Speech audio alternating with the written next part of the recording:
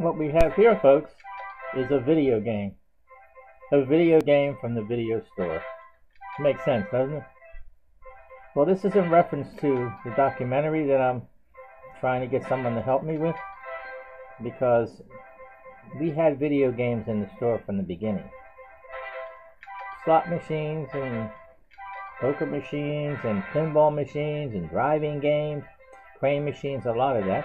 And we used to take a lot of money in because we were busier then. As it slowed down, I was dependent more on something like this to get money for the store, to keep the store going. So this is the one game that it's a nickel game. They could have made it a quarter, whatever I wanted. So I kept it a nickel. Now you see there's 32 credits. That's not a nickel. That's $1.60. So you say I'm playing there $1.60 per spin. So, and I did this because I wanted to see how fair it was, by the way it was set, that if I could win, I wanted the customer to be able to win. So I played 32, and what happened was I was hitting on 32. When I would get down to maybe 200, I would play 8, and all of a sudden I would get a hit, and I'd go back to 32. I kept doing that for a while. So what comes down to it, in reference to the video store, this was in the small store. I had these games, from the other store too. So this was going on all the way from the time we went there, 2001 to 2005, with these games. And as stores were closing down, I was still staying open, because my overhead was low. I only had to pay me, and the rent was low. So, and then I had to buy movies and pay some bills. So this helped. So every week, they would come in and collect the money from the games. In this particular game, a couple of them I had, they could pay out. I didn't want to pay out cash. So what I did was, I gave out prizes instead. And I told the company, I said, Frank, it's whatever you want to do, If you don't feel comfortable with it, I said, if I get in trouble with it, because I know, he said, but we would go to court and we would take care of it. You wouldn't have to worry about nothing. But I didn't want to have anything, mark against the video store. So I said, I did it that way. So they came in every week, because I was doing enough sales. So what I did was, if someone had like $25 on there, they want to cash out, I said, okay, what do you want for it? I had DVD players. Most of the time they would take that. I had, plenty of things, blank tapes, all kind of accessories and all that they could have. Rentals, free rentals. If they had $25, I'll give you 10 free rentals on your account. Most people took it because they knew. So what happened was, say I cashed out 25. When they left, I took out the 25. So I put it into the sale. I run in a DVD player. And this went on for a while, and I was doing very good with it. And the guy would come in every week. He said, "Oh, you're doing really good. I know you're not busy in here." I said, "Yeah, I have people come in, and they like to play the game, and they stay here with me. So it's good for me to have someone in here, especially at night." 2 machines. I had 2 of them, so because I knew to have 2. Because one person's playing, another person wants to play. So similar, like that. And I had a poker machine. And this one. So this is a big part of the video store for me, because it was very slow. But this was making more money every week from these games than from the rentals. I kept it going, With this, so this has something to do with the documentary. And I used to play this in the store. I had a TV in the window, and people saw it, and they said, "What are you renting that game?" I said, "No. If you want to play it, I give prizes." I had another sign: "Play the games, video games, and win prizes." And people didn't know what it meant. I said, not only that, the prizes are really whatever you want that I'm selling. I didn't have specific prizes, but most people took the DVD player. They liked that. And they would put in $20. They would put in that much money. Because it was a lot of money when the guy came in, and he's saying, "How come there's so much money?" I said, because the people are playing, and I'm giving them, instead of cashing out the money, I'm giving them something for it. So a lot of people played more than what they were going to cash out. But I said I was selling a lot of DVD players because of that. As soon as I cashed it out, I took the money at the machine, and I would bring it in as a sale for DVD player. But that was going for a while. I was given, there's always something, like, most of the time I try to get it to 25. If the guy had 20, what can I guess it? Well, put another 5 in. Don't play it, just put another 5 in. And then I cashed it out for 25. And then I would give him either 10 free rentals or a DVD player. I had other stuff there, whatever they wanted. Movies, DVDs. I had 3 DVDs for 25. People like that. I said, look at all the stuff you can get here. I mean, for the money that you play. Most people, I never had a problem with that. Because one guy told me, he said, Frank, I go to the bar across the street on the corner, and they give cash. I said, well, I don't like to do that, because first of all, I don't have much cash, you know, here. So I wouldn't be fair if you ever had a big hit. If you get a big hit, and you want to cash it out, well, I'll still give you credit in the store, you know, whatever. See, like right here now, I was playing 32, right? I put it down to 8, see what happens. I'm trying to play as long as I can for the money I put in. But the money I put in, it goes into the store anyway. Because when they come in and cash out the games, he takes what took in, and then he subtracts the payout. So then we split the difference. If there was $200 in the machine, I paid out 50, and we get 75 each. And that was good. Just one game or 2 games. Yeah, I went back up again, I put 32. I only did this to see, so, because the customers, I want to make sure I knew how to play the game. Somebody asked me and I said, I don't know. So I played it and I figured it out. There's like cherries there. Every time you get 2 cherries, you get it 5 times and you get a bonus screen comes up. And that's usually when you get a big hit. There's also double up. The double up, I didn't really like that. I don't think that was fair. I had a big hit there and I doubled up and I lost. I told the customers I wouldn't do it unless, you know, if you want to do it. But if you double up and lose, then that money you could have got something for it. Okay, there it is, see it? Those cherries. You get that 5 times, I think it is. And there it is. I got the screen. See it? See the cherries? Let's see now, all cherries. That's a big hit right there. Look at that. Let's see, I'm going to get... For the second screen, you could get whatever you get. See it? Still got a hit. It's the 3rd time. I got a pretty good hit here because I played 32. It still came up. I don't think I got anything here. No. Now watch what happens. I double up. Watch this. That would have been 34, right? And I lost. Look at that. But I didn't care, you know. I didn't do that too often. I just tried to see if I could get as high as I could. So when the people played, I could tell them, look, a couple of people didn't know exactly how, you know, what to get. I said, well, you couldn't get more if you play higher, but it might be harder to hit. I try to make sure the customer would feel like they were being treated right. Not just something to make them to spend money there. Okay, that's why I'm bringing it up now.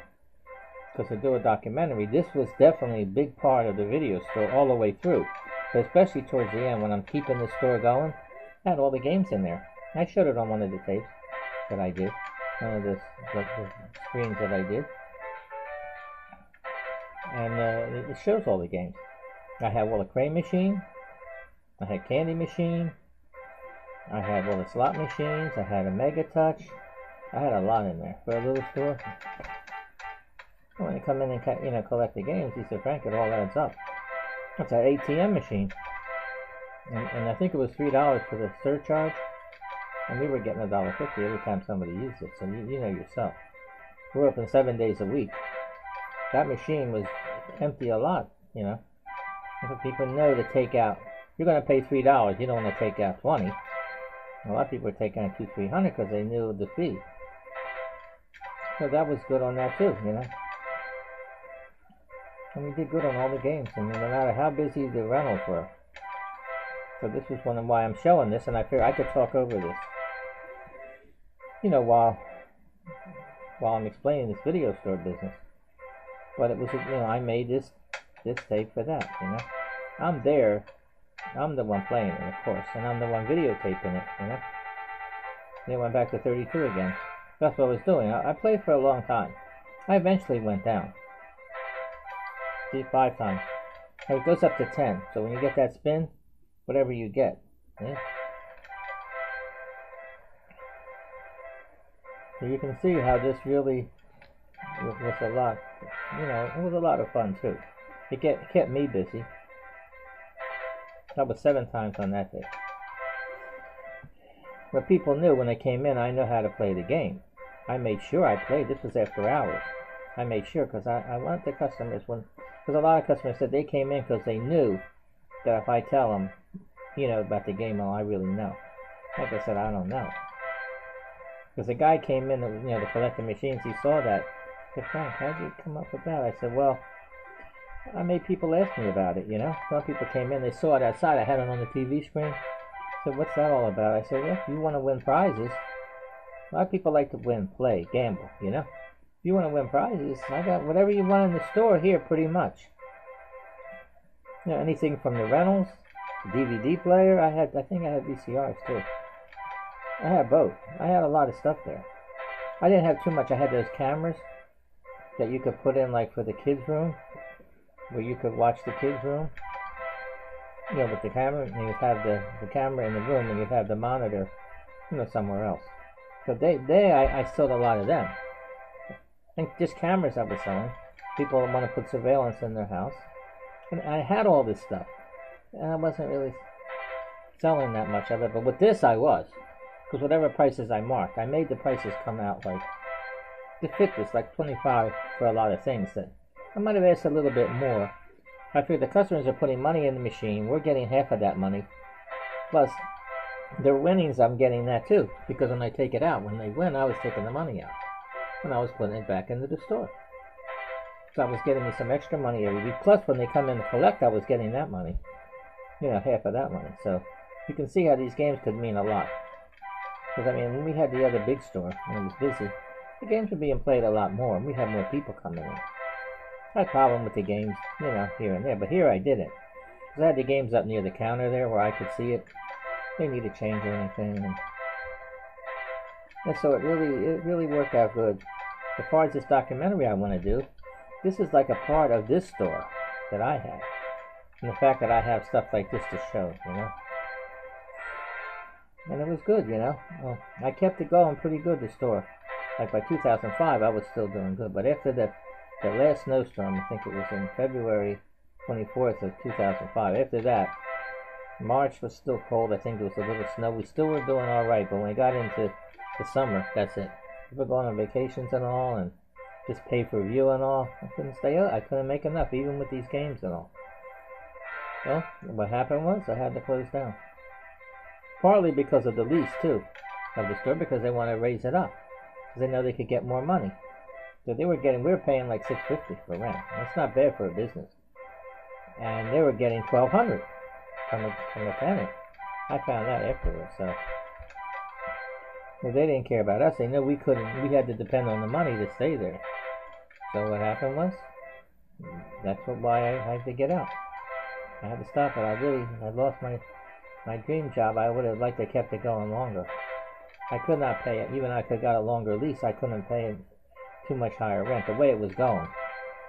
So that's what happened. And I got all this footage now, after all these years, that I wanted to see if I could get into a documentary, And I have over 1,000 hours of footage. 1,000 hours.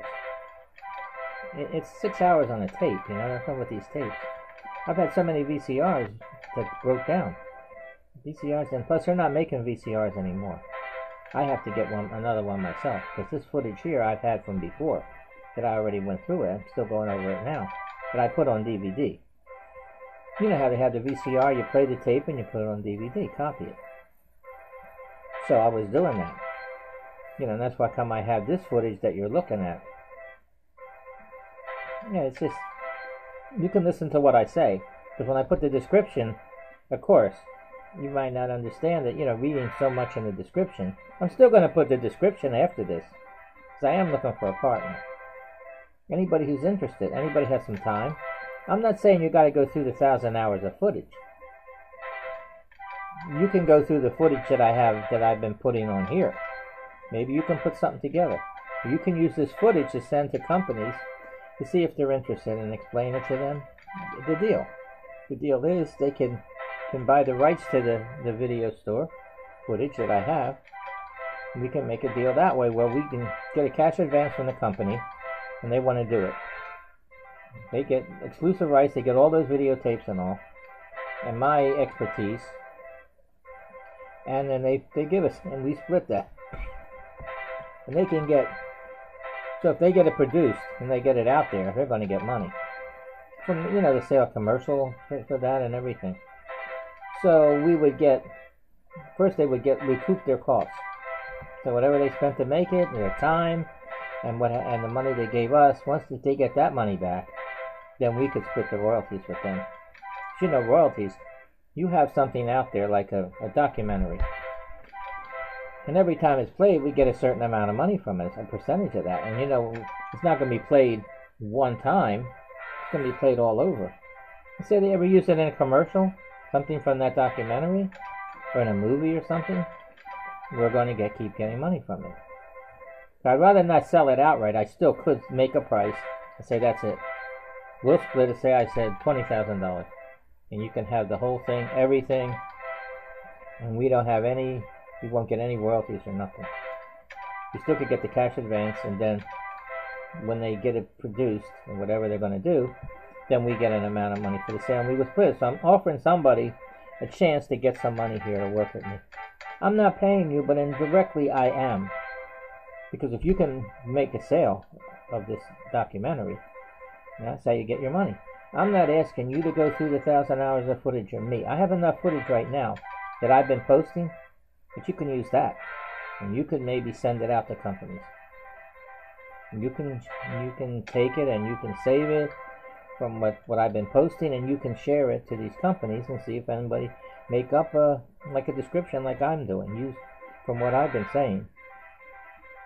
And then you can, if you can get a deal. There's a lot of companies right now, you know, everybody's getting in, like into this video business as it is right now. YouTube, TV, now they're into it. There's so many companies coming out to try to get some of the action, you know. But right now, I think this might be a good time to bring this out.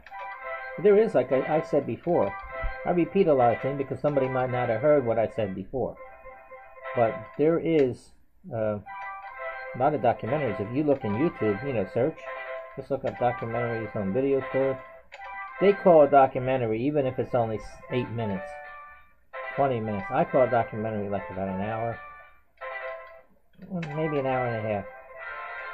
And the documentary that I have, it could be broken down in different parts. Like snowstorms is a big thing. I already did that. Snowstorms I already did. Another hit. Look at this. The cherries always come up on the first spin. Look at that, 800 something. Just on this one. Yeah, this is pretty. You could get on the second screen. You can get all cherries, but it doesn't come up too much like that. I mean, the machines are set a little bit. I could tell because I played it. But it's not really... They want people to win. That was the whole point of it. To keep playing. Once you put the money in, if you don't win, well... I gave the people... double up. I did that before. Look at that. Lost. That double up is... You can get it, but usually if you have a high hit like I had there, chances are you won't get it. It's got a smart chip in there. Like with these games, and you know, I wanted different games all the time, and what they did was, I asked him, I said, could I get a different game? He said, you want a different game? I go back to went to the truck, I'm saying, wow. He brought in some circuit boards. And all he did was open up the machine in the back and change the board. And he programmed it. I said, oh, that's nice, I'll take that game for now. But I had two machines, so I wouldn't change both. And I just changed one. If someone liked it, he said, if I come next week, and a lot of people ask for this game, I'll put it back, you know. But usually when I put a new game, usually they played it more because it was new, you know, something new. But again, what I did here was, this was a big thing. I didn't, you know, I'm trying to keep the store going. And this was very big for me. Because I used it, you know. I didn't give out the money, but I gave out merchandise. But if I already had the merchandise, like movies, I gave 3 movies. If someone hit $25, I gave them 3 movies, any 3 they wanted, you know, that I had for sale. So they walked out of there with, you know, they might have put in. I know people I watch them putting the money in. But there was hundreds of dollars in those machines. They're putting 20s in. I mean, okay, so they didn't care. And they ended up getting something back. They couldn't get cash back, but, you know, I gave them, you know, merchandise, so it worked out alright, you know. I didn't have any problem at all with it. But these are all the things I was bringing people in the store. Because that store was really slow. I'm by myself. I mean, I've done so many things in that store being by myself. I used to take all the shelves and paint them and all and put everything back and clean. And people don't even come in until I start doing something, you know. Yeah. I had everything wired. There wasn't too much wireless then. So being over the basement, I was able to wire the TVs and all. Like the TVs I had in the window. And the cameras and everything. I was able to run the wires down the basement. Then bring it up behind the counter and hook it to all the VCRs I had and all. I had a lot of VCRs hooked up. I'm recording the front. Recording inside the store. Backyard and everything. But that was the reason I liked that location. Because I didn't have to run wires around the ceiling, around the floor, nothing like that. But from the front window, you know, I was able to run everything, you know. Because those cameras I had in the window, they're infrared, but they had a cord. And it was electric on the cord. So it was on the other end of the cord, it was like 100 feet. I had plenty of wire, you know, to run into there and come up into the video store with the end, you know, with the connection. But what I had to do was, the connection that went to the camera was a small prong, you know, so it fit through the hole in the floor. So I did it that way, because the other end of the cord had all the plugs on it, and I wouldn't be able to fit that. So I had to be kind of clever with the way I did things. I didn't want to cut that cord, because if I did, you know, all the color wires I'd have to put together, and I'm creating a problem that I knew that. So I would run it that way to the front, 2 of them, one for each window, and it was electric, so I didn't have to worry about, you know, batteries or anything like that, or wireless. I had one camera with wireless. It didn't work too good. Where you put it, and then you had a receiver, and that would get it, and then you put that receiver would go to the TV or VCR. So it worked, but there's interference, you know, on it a lot. Cars would go by or something would interfere with it. So it was alright. Plus I was selling cameras. I was selling anything that had to do with video, you know. I sold a lot of cameras too. But back then, people were hooking it up for the... I had one of those monitors, a baby monitor. I was getting it from this guy. He had a lot of them too. And they were nice. They weren't too big, and I was selling them. And, you know, people put the monitor... They would put the camera in the baby room, and they put the monitor where they are. And you could see what was going on. It had sound and all. And there were some of the ones I see. I stocked as much stuff as I could, but what I did was, this guy I'm getting all this stuff from, I just give him a call, he'd bring it over. So I'd like to keep a few of these things on hand. And actually, the guy was giving me a lot. He said, I'll bring it to you. You don't have to give me, only when you sell, you know. So I was able to get stuff and keep it on hand. You know, so when somebody would win on one of these machines, and I would have it. So the biggest things I was selling, but most of the people around there, they're married and they had kids and all. And that was a big thing, that baby monitor. I think I had it down to, you get everything down to 25. It was kind of low for that, but it was just a small screen. It wasn't a big TV, and it had the camera. This guy was giving me all this stuff because he's trying to blow it out, and that was a good place to do it. Because I told him, if it's cheap enough, I'll take it, because I can't get too much, you know, with that little store. He said, you told me, you're doing really good. You really sell a lot of stuff. And I said, I'm glad, because I'd rather get this money from you at a lower price than just let it sit there. I'm trying to, you know, it would come in every week or so. A lot of times I would take the money I was getting from the games, and I would give it, you know, because a lot of that stuff I was selling because of the games. I would give it to this guy, and he was happy, you know. And it was working out, you know. I was doing something, you know. I wasn't just sitting there and just waiting for people to come in and twiddle my thumbs. No, this was I was keeping the ride going with you. You can see this game. I'm playing it, like I said. I have it on repeat. So I could talk over it now. And you can see it. I didn't put much. The money I put in. So if I put in $20 and I get it to $20, I could cash it out and I would get my money back.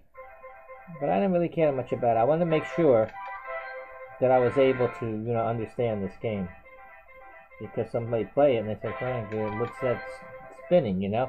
I said, yeah, it goes up to 10. So if you get a hit, say you had fruits and the 10 came up, you're going to get 10 times that hit. Like a 32 bet would really get a good hit. Now I got 800 something there now. It's going down right away at 32, you know, but I didn't tell the people to pay 32. I might have showed them. I might have put a couple dollars in.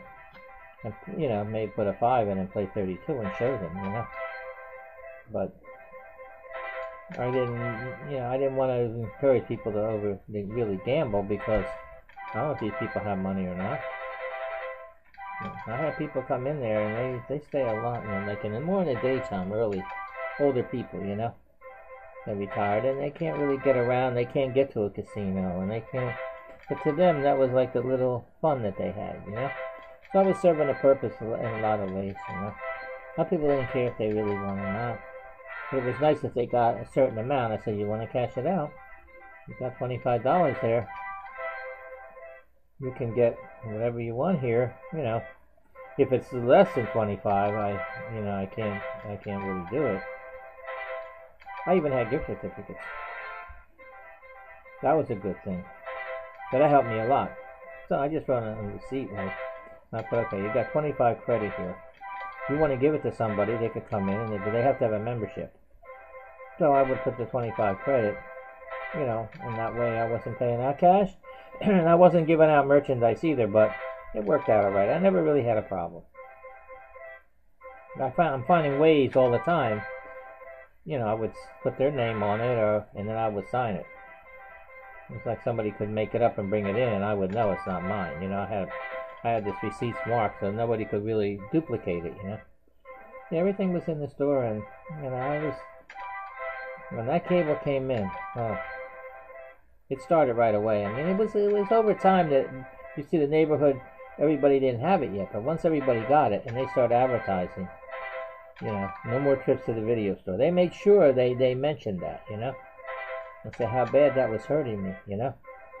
And what ended up happening, I closed the store down. You know what it meant? No more trips to the video store for me either. So that was the way it went. But again, I'm looking for someone interested, you know, that might have some time. That's not going to require too much time. I'm spending more time here doing all this than the actual what somebody might spend. I need someone to have connections, you know. Someone that may be a techie. I'm not so much with the computer, you know.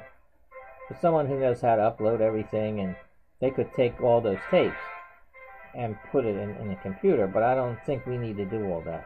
I think that's for a company that has, a big company that has all this equipment. They can do it. You know, there's companies that just do that. And they could, that way they would have the product, they would have a lot in there that they could turn into something, you know. This documentary, I mean, I'm just doing this to show, you know. This video games was a part of the store. This is not something I just put on there that didn't happen. This happened. This was recorded, I think it was in 2003. I have it marked somewhere, you know. But I had the games through the whole. By the time we went into the video stores, they always had games. These games are from like 2001. This was in the little store. That's when we moved there. So we had those games all along to the very end. I was going to put in like a canteen in there.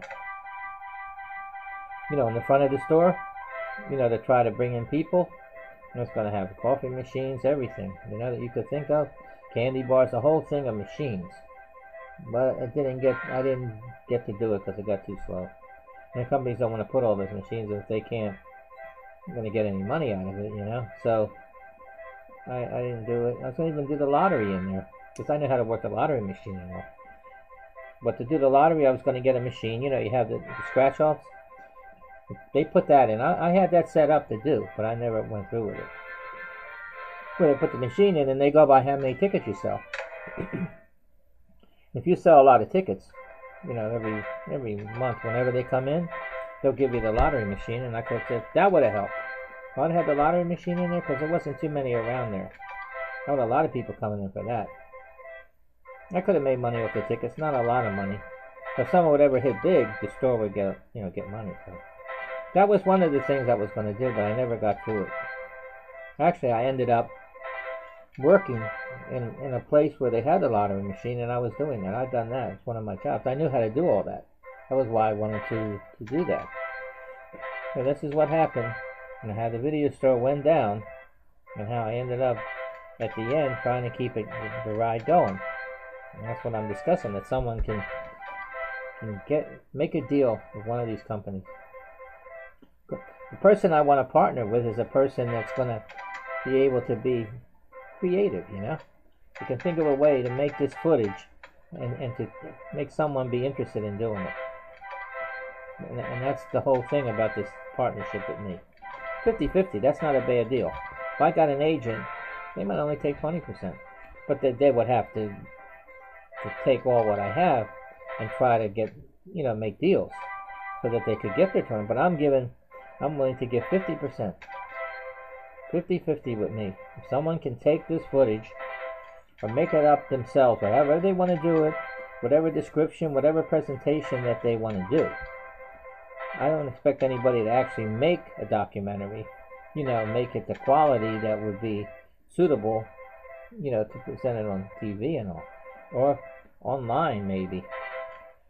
But it's somebody that has maybe connections, they know people to do it. Maybe they're willing to do it. I know I could pay companies to make a documentary and tell them what I want and all this footage and all, but they're going to charge me. And I don't think I should be charged because I have the product, Why should I be charged? So I think the best thing for us to do, if I get a partner, someone can contact me. I'll say read the description after this. The description is what I've been saying here pretty much. But it's going to have my contact information, my email, which you can contact me with it, about this. I mean, you can always contact me. There's no harm done. I get enough emails anyway, so I don't really care. I know maybe you don't want to contact me because you don't want me to get your email. But I will not be sending you emails. Why would I? I have it here. You're getting it online as it is. I'm uploading this stuff that I'm making, that I wouldn't be really emailing you unless if we become partners. Yeah, I would email. Because man, I can email like what I'm posting here. I know I can email it. With the link, I know some things. So any of this that I have, if somebody wants to use that, they could either email it or I guess post it to the companies that might be interested in doing documentaries. Because I don't want no conflict of interest. I'm only going to deal with one person. So whoever it is, I will give them a chance to work with me. I won't take another person. I'm not doing that. So far I haven't got much response to this. I just started lately a lot, I'm trying to saturate the market with this right now. That's why I'm coming up with all this now. I wasn't talking over it. I've been doing it now. So a lot of the voiceover that I had was already made when I recorded it, and it was also made afterward. I would take some of the footage and I would take out the sound and I would talk over it like I'm doing now. I have all kinds of footage. I mean, everything you could think of, inside, outside, from 2 locations too. A big store, I say, and a little store. Because it just shows what happened, how the business went down. So we had to downsize, and we outlasted a lot of stores. Like Blockbuster, they were having all kind of problems. They didn't know what to do. They were saying no more late fees. That means they made a mistake. Because the people are going to keep the movies and they're not going to get it back. And what ended up happening, they didn't have enough movies to rent. So now they couldn't get that money they were getting, upfront money, by prepaying. So they had all kind of problems over that. Plus before that, they were charging late fees. And they were charging the credit card. So you had to have a credit card when you went to Blockbuster. So when you kept the movies a certain time, they charged late fees, plus they charge you for the movies. So, and those movies were, I know what they cost. So they were getting in trouble for that. So as big company as it was, I was probably doing better than they were because I'm on a small scale. See, that's where what I want to bring out in a documentary. I know a lot of people that really didn't know exactly what was going on. People are my age right now that lived through it, but they're not going to know exactly like all the stuff that I'm bringing out now. We're not going to know that and remember that exactly. This documentary it's a part, I guess it's a history, you know? It's a part of history that shows how the things changed. When the video store business started in like the late 80s or so, oh my goodness, VCRs were coming out. First it was beta, they were smaller tapes. Then the VHS came out. Man, did that start, you know, because of, and the movies were coming on tape because of the VCR. So we were very, because I was there, I know, it was very busy. We're doing like 500-600 rentals on the weekend. I think one time they did close to 1,000 rentals on the weekend. Now, I couldn't even do 50 rentals here a day. It shows you how it went down, and you know, a lot of things affected it. There was a lot of good things. Like I said, when the VCRs, everybody was getting that, everybody wanted to rent movies. Then, of course, the DVDs came out, the cable came out, then the DVDs, and it gave a shot in the arm again to the video store.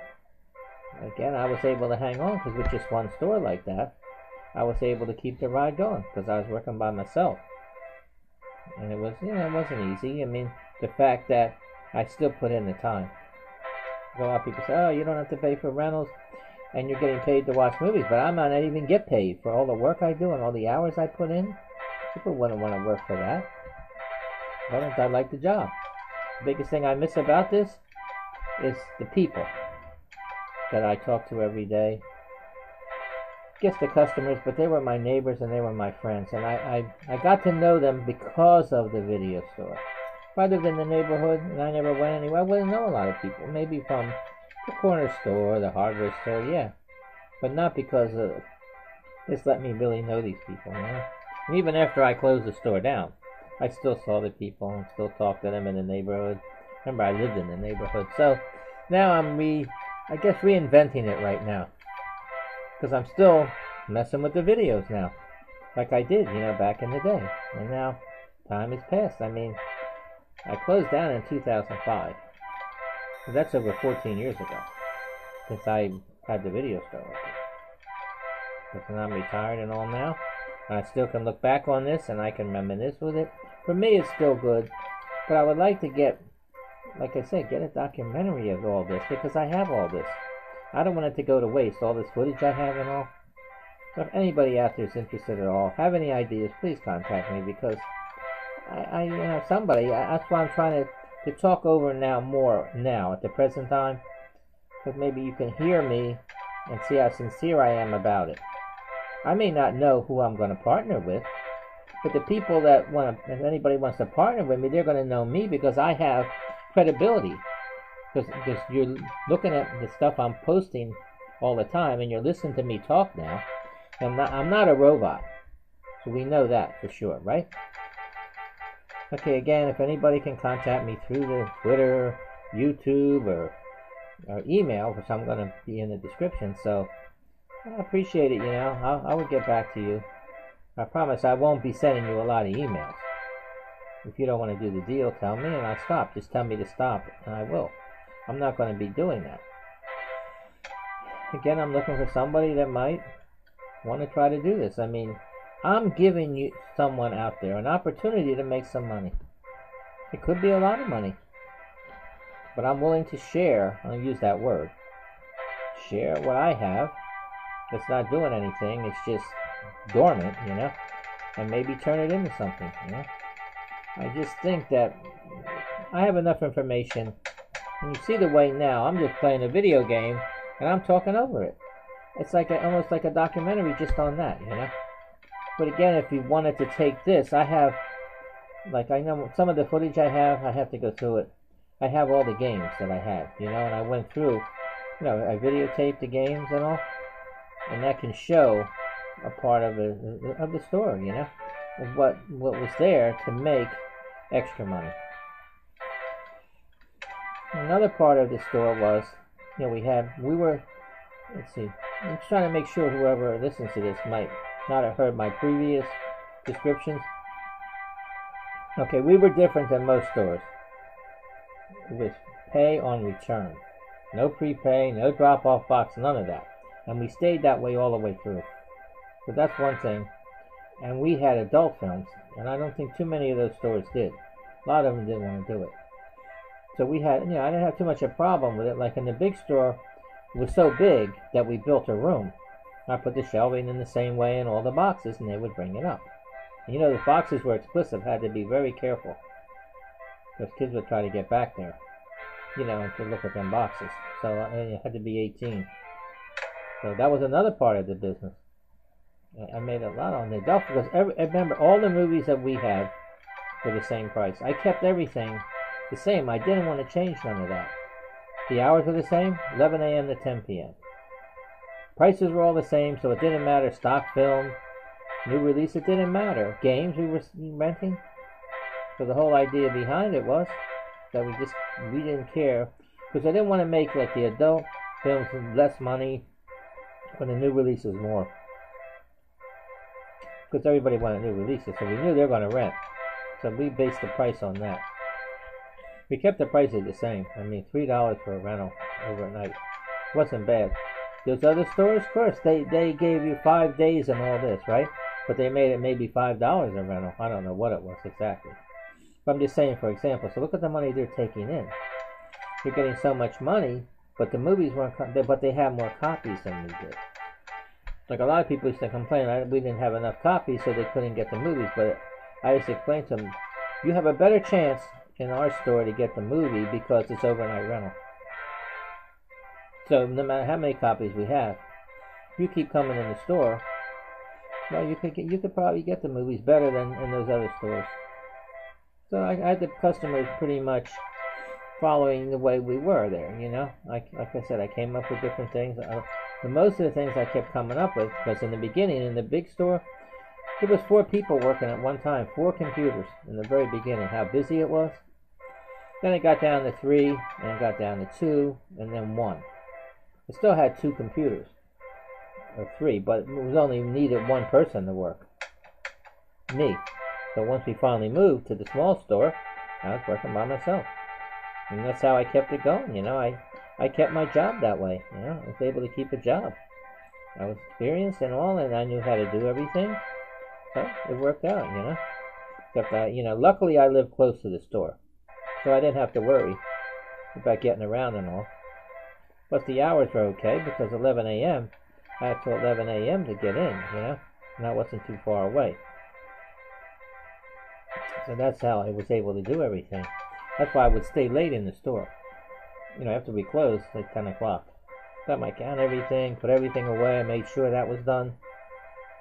I would videotape the store, videotape outside, shovel snow, whatever, I would stay late in the store. So the next day, I was ready to go. I could just walk in, turn everything on, and I was ready.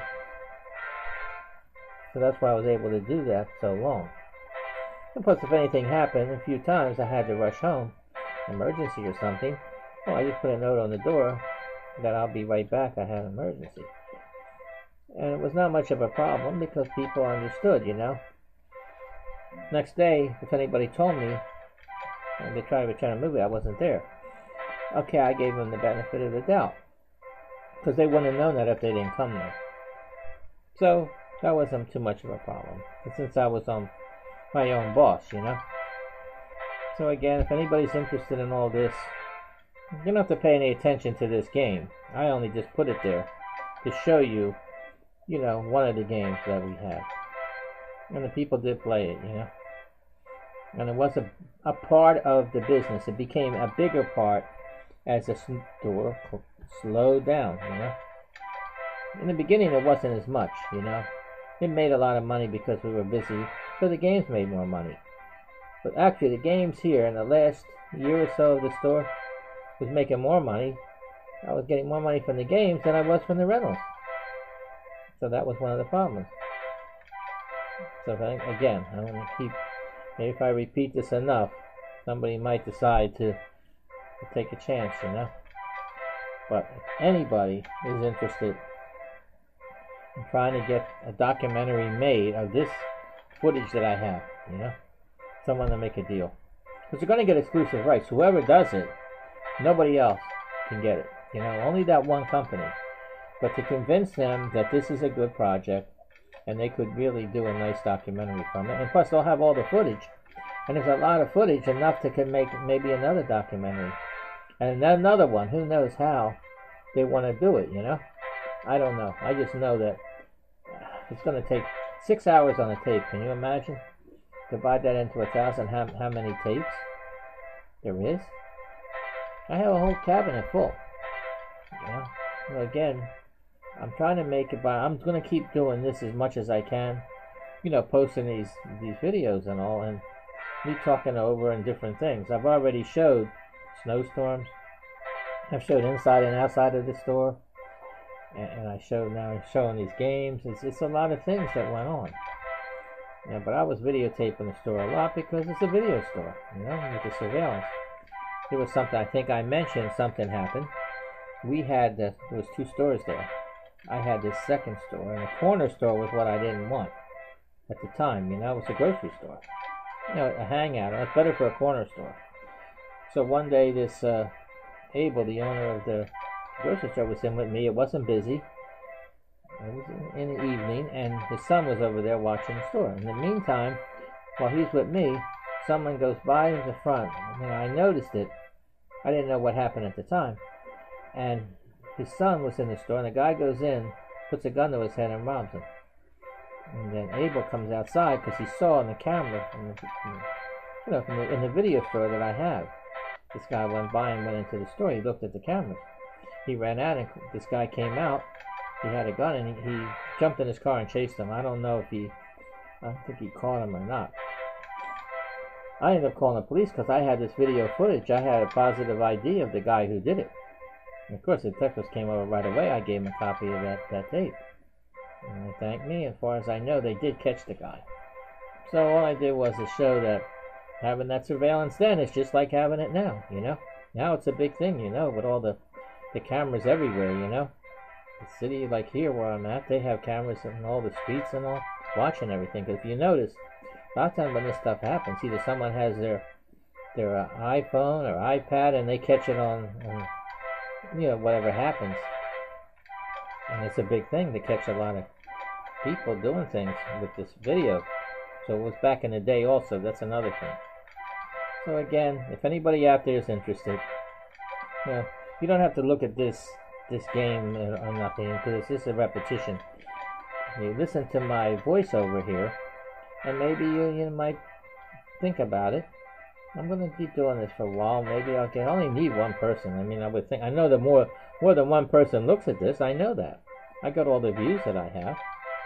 It's just that one person has to contact me, and if someone does, of course, if anybody contacts me after that, I might put them and say, I'll let you know. Because I have to give whoever contacts me first, I have to give them the opportunity to do something, you know. Because if after a month or so nothing seems to happen, I might tell them I'll have to, you know, get somebody else. But anybody out there, think it over. If you have time, not going to require that much.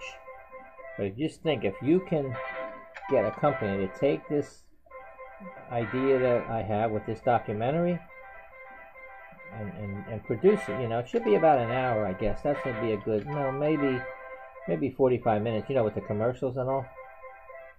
But they know how to do all that. I mean, these companies that are in that are producing all these shows that they do, you know how they make these different shows. And you know, on these networks now and all. So if you can find a company to do it, or convince them that it's a good you know, idea for a production, then, well, we'll both do all right. We'll become partners, and we're going to do. It's not too involved, really. I've got it to a point where now I made it so that at first I wanted somebody to take all these tapes and go through them, transcribe them, and try to, you know, upload them into the computer by the date I have and all that. Well, yeah, that's good, but you still need to look at them. So you figure if there's 6 hours on a tape, they only could do one tape a day. You figure that's going to take about 3 months of day in and day out work. But that's where I think a company that wants to do a good production, they're going to have music, they're going to have voiceover, they're going to have maybe footage, interview people and all. They're going to incorporate it all together and make it into a documentary. You know, title-wise, I don't know. I really haven't thought about a title other than the video store documentary, you know, or the video store business. So if anybody has an idea for a title, you know, only if they're interested in working with me on this project. I don't really know a title, but, you know, maybe a catchy title, you know. Like as far as the snowstorms go, if they were going to do it on these snowstorms, you know, show how the stores were busy and compare with other stores, it could be snow time, you know, something like that, a title, something. But not, I guess it still could be, because the video store business was really dependent as it got slower on that weather, the wintertime and those snowstorms. It was really dependent on that to get that extra money, you know. So that's pretty much all I have to say for now. Again, hope you enjoyed this presentation. And you don't have to look at that video game. All you have to do is listen to what I'm saying. You want to, you know, read the description, because in the description, I don't know if I can have as much as this that I've already discussed. But again, if anybody's interested in working with me, you know all about me. You know, I'm not going to ask for a resume from anybody. I'm going to do it on, you know, trust and all, you know. We'll have to, you know, by email, definitely. You know, to get started, and then we can go back and forth. But when we define a company, it's like a finder's fee, really. You find somebody that can do it, that wants to pay us. I say us because I'm splitting 50-50 with anybody that wants to do this. So if they want to give a cash advance, then we can have some money to split.